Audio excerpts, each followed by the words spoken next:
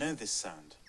It's a symphony that reliably announces the arrival of spring every year and accompanies us through balmy summer evenings.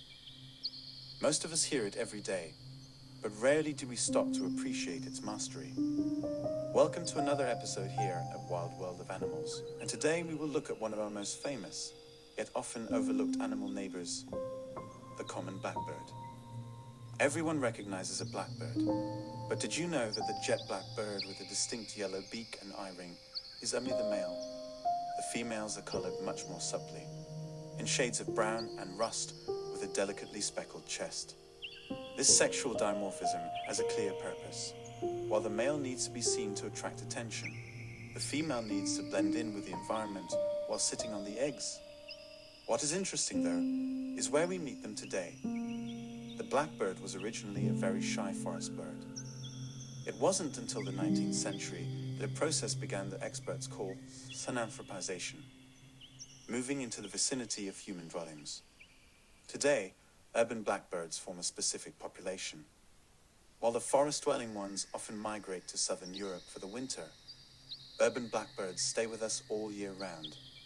Cities offer them a warmer microclimate and an unlimited supply of food. If you have ever observed a blackbird on a lawn, you surely noticed its typical hunting technique. It runs, stops, and tilts its head close to the ground. For a long time, legend had it that the blackbird was listening to earthworms below the surface. However, today's ornithologists know better. Birds have eyes on the sides of their heads, and the blackbird is actually focusing its vision on the slight movements of blades of grass caused by the earthworm. However, their diet is much more varied. In spring and summer, they focus on animal protein, earthworms, insects, and spiders, which makes them great helpers for gardeners. In autumn and winter, they switch to a plant-based diet. They love various berries, apples, or the fruits of privet and European elderberry. Blackbird reproduction is a relatively fast process. They build nests of grass stalks, roots, and mud, well hidden in dense bushes or on buildings. The female lays usually 4 to 5 blue-green eggs. Both parents meticulously care for the chicks, and young blackbirds leave the nest after just 2 weeks, often before they can even fly.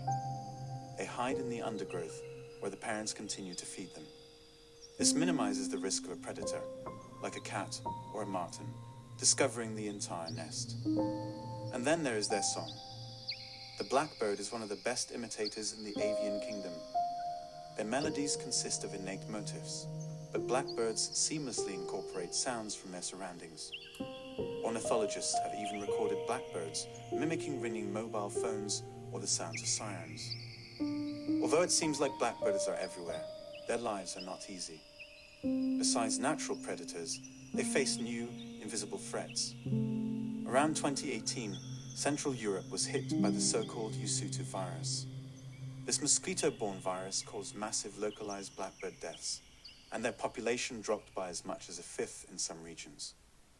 However, nature is resilient, and the population is slowly recovering today. Still, it's a reminder to us that even such a common species can be vulnerable. The common blackbird is not just any ordinary bird.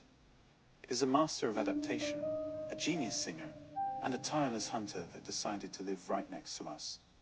Next time you hear it singing from a nearby rooftop, stop for a moment and listen. Thanks for watching today's episode. If you want to discover more amazing animals from around the wild world every week, don't forget to click the subscribe button, like the video, and write in the comments which animal you would like to see next. This was Wild World of Animals, and I look forward to seeing you again next week.